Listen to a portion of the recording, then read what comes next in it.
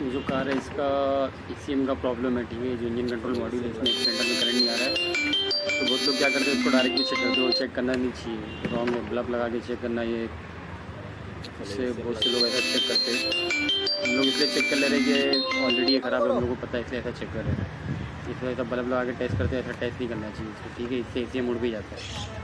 बहुत बार ऐसा होगा कि ECM इससे उड़ गया, बहुत लोग ऐसा क्या करते हैं एक्सीडेंट वगैरह I-20 वगैरह में लगा के चेक करते हैं। पेट्रोल गाड़ी में होगी, बट डीजल जो नोजल वाली गाड़ी है उसमें लगा के इसका ऐसा टेस्ट नहीं करना है, ठीक है। और हम लोग जो चेक कर रहे हैं क्योंकि हम लोग ने ऑलरेडी इसको चेक किया हुआ है मल्टीमीटर से, हम लोग को पता है इसकी IC उड़ गई है, ECM से ऐसा चेक कर सकते हैं इसको, ठीक है। अभी मारो जरा।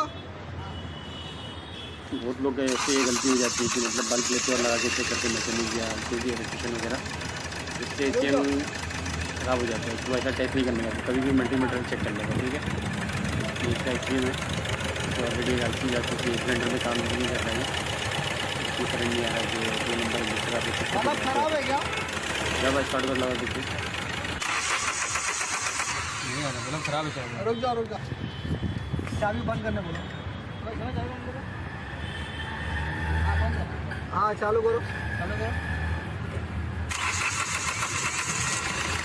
जो इसमें आ रहा है देखिए करंट आ रहा है इसमें, बस दूसरा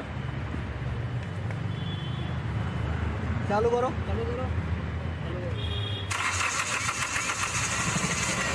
इसके अंदर भी आ रहा है, ओके। अच्छा इसमें भी आ रहा है, चालू करो, मारो, चालू करो। उसमें भी आ रहा है, ठीक है। 2 नंबर में नहीं आ रहा है, मतलब इसका ECM का प्रॉब्लम बन भी जाता है, वो जो इसका इंजन कंट्रोल मॉड्यूल ECU जो है ECU वो रिपेयर हो जाता है। बट ये तरीका नहीं है इसको चेक करने का, भाई मैं भी इसको बोल रहा हूँ। अगर किसी ने गलती से भी एक्सीडेंट वगैरह में I-20 वगैरह में चेक की, बहुत बार ऐसा होता है समटाइम, और डायरेक्ट बल्ब लगा देते हैं तो ECM उड़ जाता है, ठीक है। तो वोल्टेज से चेक करने का, मल्टीमीटर जो रहता है उसको वोल्टेज चेक करने का, कुछ काम से जाना चाहिए।